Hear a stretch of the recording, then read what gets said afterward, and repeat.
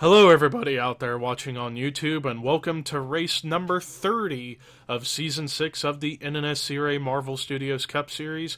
I'm Levi McIntyre, the voice of the NNSCRA Marvel Studios Cup Series, here to welcome you to the Doritos 500 here at the Bermuda Triangle Superspeedway, as we're getting set for 30 laps of racing here at another triangular track, but it's a restrictor plate track we're at now.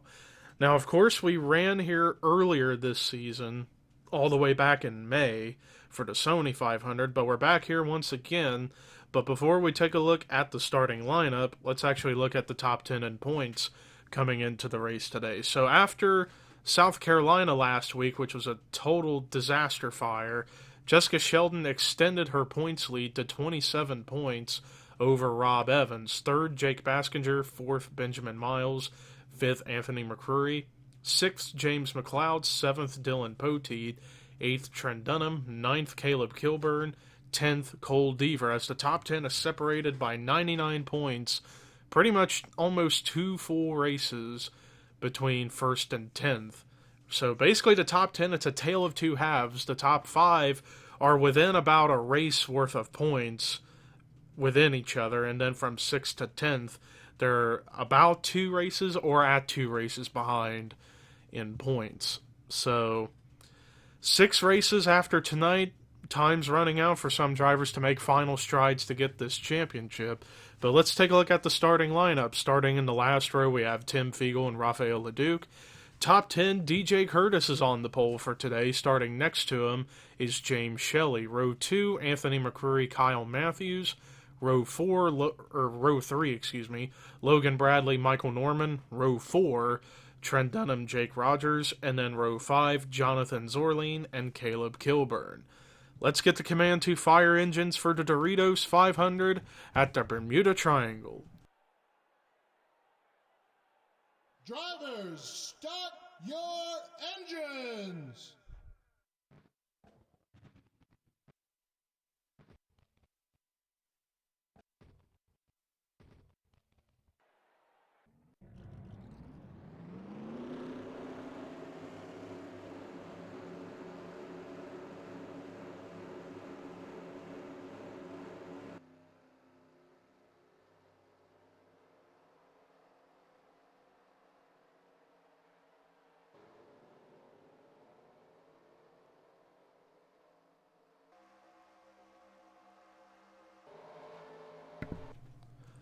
All 40 drivers getting onto the racetrack for their one pace lap around here.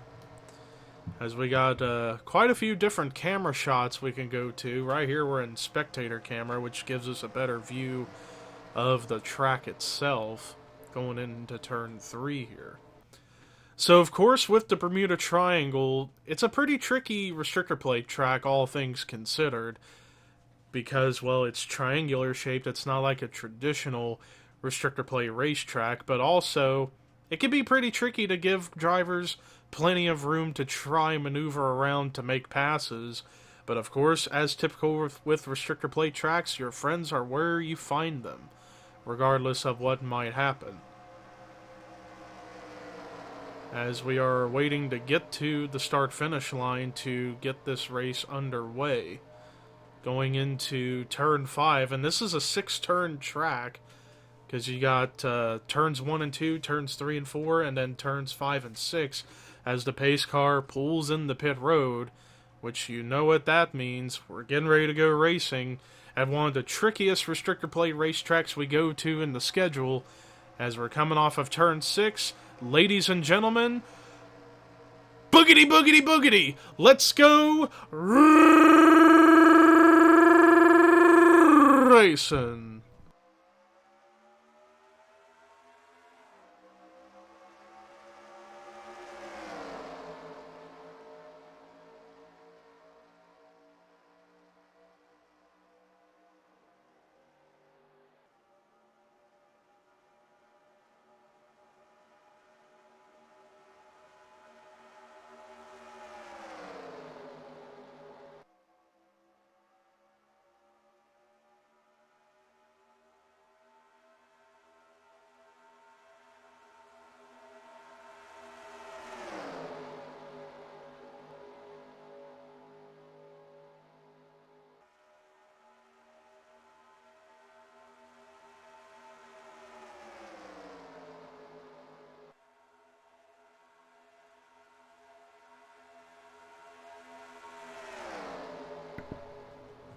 close at the line, but it was DJ Curtis who led the first lap, just barely over James Shelley. So this track and this race might turn out similar to Daytona, and how the bottom lane and the outside lane, the top lane, I should say, can run relatively even with each other. So it's probably going to be a bit difficult to make moves depending on what the drivers themselves are wanting to do, if they want to make it 3 wide or stick to a certain line and work together.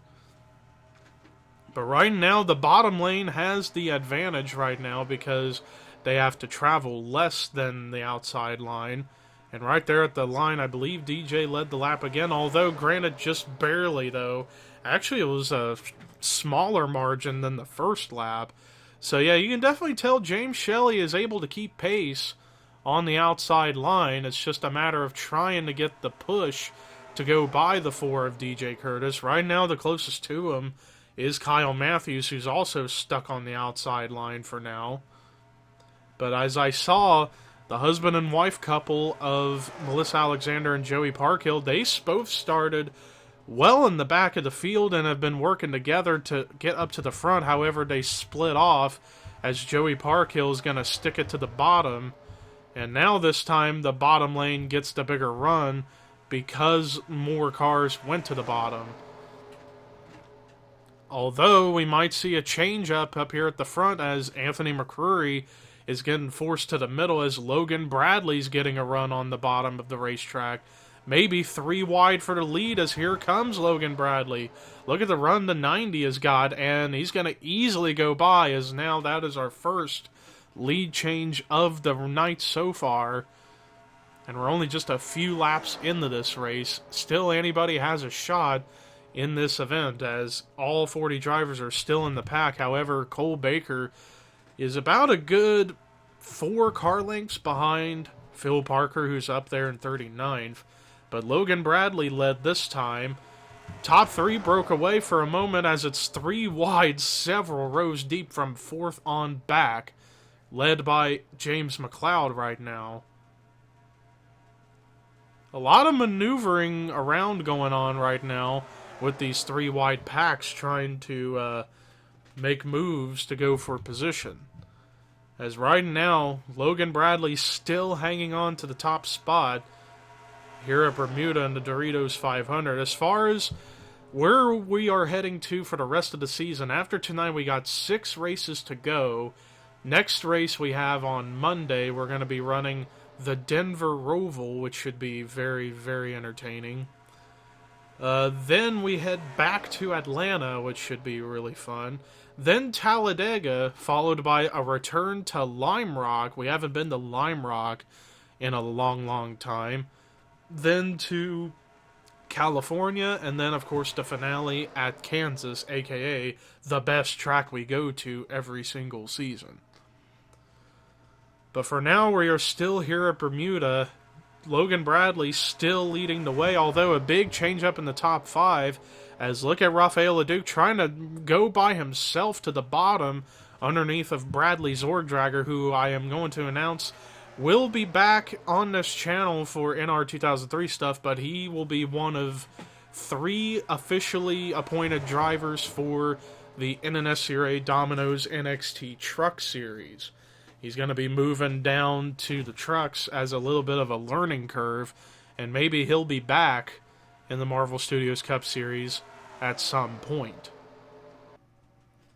Right now, we got a lead change again. Rafael Leduc. Actually, look at that bottom lane.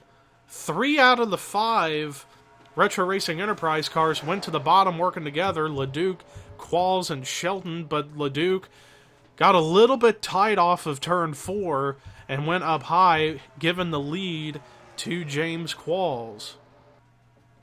So there we had 2 lead changes in 1 lap as Qualls has the spot, but it's going to be 3 wide as Bradley Zorgdragger makes it 3 wide underneath both Shelton and Qualls, and Zorgdragger takes the lead for himself as he's looking for his 2nd win of his career and of the season. And funny enough, we got Atlanta coming up, and that is where he got his first win at.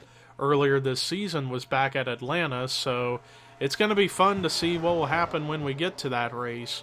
And I thought they were 4 wide for a moment. That could have been a disaster moment right there. But look at Qualls. He came back by himself with no drafting help, working the bottom, and is going to lead at the line, I believe. Let's see, and indeed he did. And look at Caleb Kilburn hugging that yellow line, that double yellow line. And look at the run he's got. As Caleb Kilburn, ever since his last win, he's been gradually dropping in points. But he's trying to make a comeback at it and trying to get back into the hunt for the championship. As Caleb Kilburn actually will be back in the 99 next season for Average Joe Enterprises, and actually is going to be taking over ownership of Average Joe Enterprises. And funny enough, for the Domino's NXT Truck Series, there are a few Marvel Studios Cup Series teams that are going to have their own truck team for that first season of the Truck Series, but none of the drivers, as I am going to announce ahead of time for those of you who are watching that want to join the Domino's NXT Truck Series. No Marvel Studios Cup Series drivers, once the Season 7 roster has been officially announced, none of the drivers for next season's Marvel Studios Cup can run the Truck Series at the same time. Only new drivers or drivers who are not running Marvel Studios Cup next season can sign up for the Domino's NXT Truck Series. And also, while we're on the subject of the series, despite me going to be recording the races for next season for Marvel Studios Cup and doing commentary, but I will be recording Domino's NXT Truck Series races. However, I will not be on commentary. I have been bouncing around a few different people from the Marvel Studios Cup Series from this season and next season to possibly jump in to take over the commentary for the Domino's NXT series, or we might rotate different people. And the few people that I have, Raphael Leduc, Zach Rogers, and Dylan Jacobs are the 3 primary names I have in my head. And perhaps what we might do... Well, actually, I better save that for whenever we have the sign-ups for the Domino's NXT Truck Series. I might as well wait to announce the commentary teams for that series. As meanwhile, back to the action up here at the front, Benjamin Miles takes the race lead over, and Benjamin Miles, I've been very, very, very impressed as of late, and he's our most recent winner. He won at South Carolina despite it being a total wreck fest, but he's been moving up and up in the point standings. He comes into this race 4th in points, 42 points behind the points leader, Jessica Sheldon, so he's well within reach of trying to win this championship, but we still got 6 races left after tonight is all said and done. Right behind Benjamin Miles is his teammate, Zachary Fitzwater, in the 12, as Fitzwater hanging on right now in 2nd. The only young motorsports driver that's missing up here is Dylan Young, the owner. Let me see where he's at on the racetrack. There he is, around mid-pack, towards the back of the field, stuck in the middle line. But we got a few new contenders entering the picture. Dylan Jacobs, who I just brought up a moment ago, he's up here. Seth Cole is up here. Emmanuel Hardnett, Chris Dollarton. How about Cole Baker, who almost lost the draft at the start of the race, and now he's found his way up here into the top 10. Last scored in the 6th position, as he's got to run underneath Seth Cole to try and take 5th away. As, man, it's getting pretty dicey up here at the front, but 2 out of the 3 young motorsports teammates running 1-2, Benjamin Miles, Zachary Fitzwater. They're the 2 highest of the Fords, and then the highest Toyota is Dylan Jacobs in the 78, who's now looking to try and get 2nd to break up that young motorsports party. And then the highest running Chevy is Chris Dollarton in the 4th spot. So you got 2 Fords, a Toyota, and a Chevy up here in the top 4. As Dylan Jacobs looked like... Hiccup right there, I apologize. Anyways, back to what I was saying. While Dylan Jacobs, he's trying to break up the Young Motorsports 1-2 party, and right now he actually has that chance to break it up as he now clears Zachary Fitzwater for second, but he left the bottom open for Curtis McIntyre Racing teammates Matt McIntyre and Jonathan Zorleen to make a move, but Zorleen leaves Matt McIntyre up on the outside, or actually in the middle, and Zorleen's now in second. And how about James Shelley, who started in the second position? He's up here back into the picture to try and win this thing, as we just got past the halfway point, 15 laps in, 15 to go. As these guys have been racing really clean and really well. Right now, Zorleen leads, but here comes Shelley, who actually has a push coming from Bradley Zordrager, who's also going to get some help from Rafael Leduc in the 09.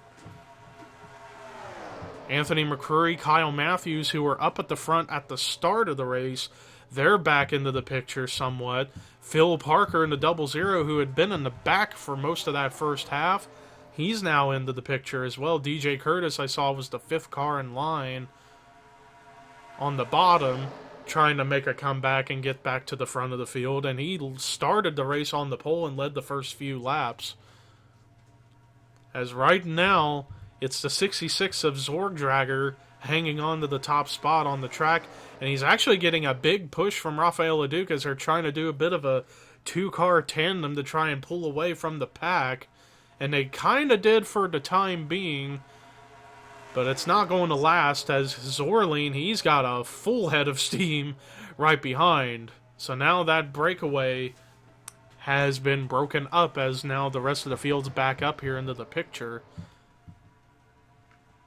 And I see Jake Rogers way in the back, and he is actually losing the draft. He's actually running about 13 miles per hour slower than the drivers up ahead, so either he got really tight in a corner or he just lost his car, and now he's falling back and is losing the draft. His only chance is if a caution comes out and he gets back up here, but with how these drivers have been racing so far, I doubt we're going to get a wreck, because this has been some really good racing.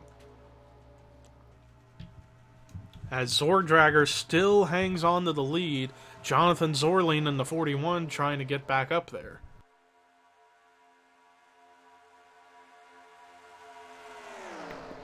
And look at Zorleen go, he's now down to the bottom, as he's now taken the race lead over. Now Zorleen, he's been on somewhat of a downward spiral the past couple of races up until South Carolina, where he moved up to 11th in points, 3 points outside the top 10.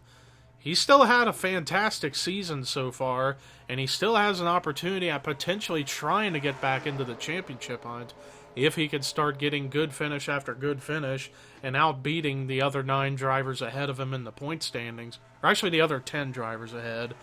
And he might still have a chance at this championship. Right now, he leads the way, but Bradley Zordrager trying to make a comeback run and get back to the front. And how about Joshua Collard, who we have not talked about all night long? He's up here now into the second spot with Trent Dunham, another guy we haven't talked about tonight. He's up here, and now it might be 3 wide for the lead going into turn 3. But doesn't quite work out as Zordrager blocked the 43 and the 1 to keep the spot. Oh, I thought Zorleen was going to make it 4 wide up there. I thought that was what was going to happen. But we keep it 3 wide for now. And how about other new contenders? Dylan Poteet.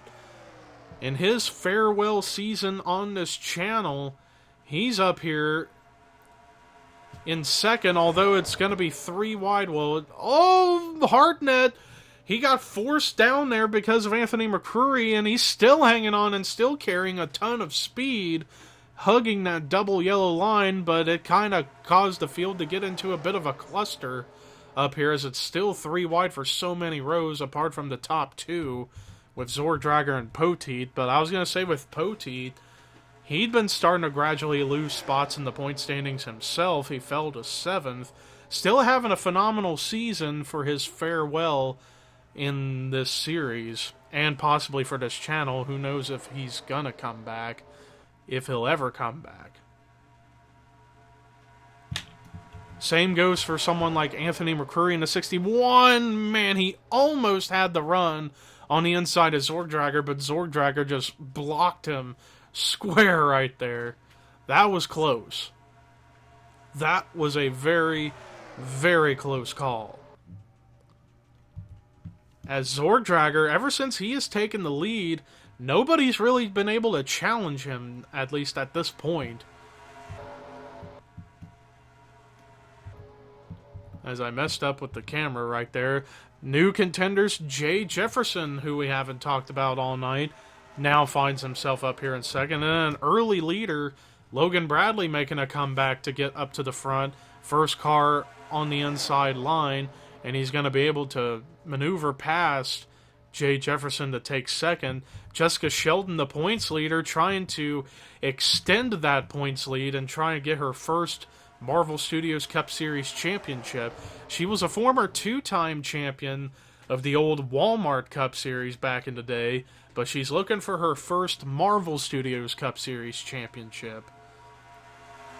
Third overall on this channel. As she's trying to push Logan Bradley to clear Rob Evans, and Rob Evans, he's been starting to make a bit of a comeback in the point standings. Still looking for that first win of his career and of the season, and he might have a chance at it as it's less than 7 to go. Rob Evans gonna take second from Sheldon, which is definitely going to help Rob out points-wise. Remember, Rob Evans came into this race second in points, 27 behind Sheldon, and he's looking for that chance to close in on the points lead, but also get his first ever win in this series, in both terms of his career and of the season. But look at who's coming up here, who we've only talked about for a moment.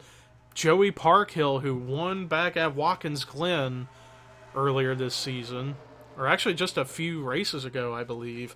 He won at the Glen. He's looking for his first non-road course victory, as he's got a big run on the inside of Rob Evans. 6 to go. Charles Sanford, who we haven't talked about all night either, he's up here into the picture in second, getting pushed by Trent Dunham, and he's also trying to help push Joey Parkhill past Rob Evans.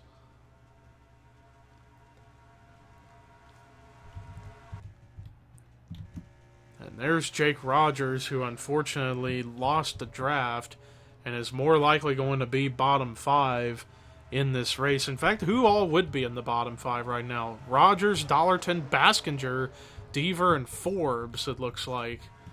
But anything can still happen, as Joey Parkhill did lead at the line. But he's still trying to get clear of Rob Evans, but he's leaving the bottom open for Charles Sanford to make a move to the inside. 3 wide for the lead, Sanford, Parkhill, and Evans. But that bottom lane didn't quite get a big enough run right there, as it helped for Parkhill to clear Sanford to keep the lead. Also, I see forming behind James Qualls, you got that bottom groove starting to really kick in right now. Although I think maybe, just maybe, before the race ends, the leaders are going to catch Jake Rogers, and that could play a difference maker in who gets to win, if he's going to move out of the way or is he going to block a line and another line's going to prevail. As Parkhill runs in the lead with Qualls behind him, Qualls trying to get underneath the 26, and he's there as Melissa Alexander, Joey's wife, is up here trying to help her husband, but doesn't quite get that run. And look at Caleb Kilburn come into the picture as well. He's into the fray, but they are catching the 56 of Rogers. Let's go up to the 56. Let's watch his speeds. Oh, man. Everyone has to slow down behind him to compensate, and it looks like he's going to block the outside. And look at that. That helps Caleb Kilburn get the race lead. And look at Kyle Matthews, who we haven't seen up here at the front since the beginning. He's now into the picture. Joshua Sekuli, Dylan Young, who had been in the back pretty much all night long, they're going to battle it out up here towards the front of the field. So Rogers, despite holding up cars, he is still up to speed. He wasn't wrecked, he just lost the draft. And now the pack's starting to bundle back up again, so it's still anybody's race apart from the 56. Kyle Matthews, who I believe is trying to look for his first win of the season, and he's had a rather tough, abysmal season here in the Marvel Studios Cup Series. 30th in points, trying to end this season on a high note in the final few races. Less than 2 to go, but right behind, Curtis McIntyre Racing teammates Phil Parker and Joshua Sakuli trying to work together to get up here. Rafael Leduc, the first car on the inside, trying to get that inside line going. Cole Baker, who's back up here into the top 10. Still anybody's race up here within the top 10 or 15 and such, apart from the 56, who's a lap down now. Kyle Matthews hanging on to the lead, and look who's behind him, Rafael Leduc. Remember back at Denver a little while back, as the white flag is out, Kyle Matthews pushed Leduc to the win. Perhaps Leduc was maybe thinking of returning the favor, but Leduc's going for the lead for himself to get his second win of the season, with help from Benjamin Miles in the 22 car. Man, it's getting dicey up here. It's all about who can make a move in what part of the track. And if they can keep that run going as Leduc hangs on for now. Matthews, though, is strong on the outside, but Leduc's going to block him. But he left the bottom open as here comes Miles. Does Rafael Leduc clear him? Yes, he does, just barely. And I don't think anybody's going to beat him. Coming off of turn 6, checkered flag waving. Second win of the season. Rafael Leduc wins the Doritos 500 at the Bermuda Triangle. Big last lap pass over Kyle Matthews once again. I thought that Leduc was maybe going to help Matthews stay the leader and return the favor for Matthews pushing him to the win and barely beating him at Denver. But not the case. Leduc was really competitive at the end, and he gets his second win of the season. Great job for that 09 car. But let's look at the rest of the results. Benjamin Miles continuing his sudden emergence of this in the season, finishing in second. Kyle Matthews almost got it again, but gets a third place run nonetheless. Chris Dollerton with a great run in fourth, and then DJ Curtis, the pole sitter, rounding out the top 5 in the 5th position. The highest finishing rookie, Caleb Kilburn, in the 6th spot. This will definitely help him climb back up in the point standings as Leduc's taking a victory lap. Charles Sanford with another top 10 run in 7th. Phil Parker with a great run in 8th. Cole Deaver definitely needed this run to stay top 10 in points. Finished in 9th, and then Cole Baker rounds out the top 10. There's the rest of your top 20, your top 30. And then the bottom 5 for this week were Tim Fiegel, Carson Gum, Trent Dunham, Jordan Forbes, who's just had a terrible rookie season, and Jake Rogers, who was a lap down due to losing the draft. But that does it for our coverage here tonight at the Bermuda Triangle for the Doritos 500. Next time, we go back to road course racing at the Denver Roval. Instead of the Oval at Denver, we're running the Roval road course. But until then, here are your results. Rookie points and regular points heading into the Denver Roval. And this is Levi McIntyre, signing off.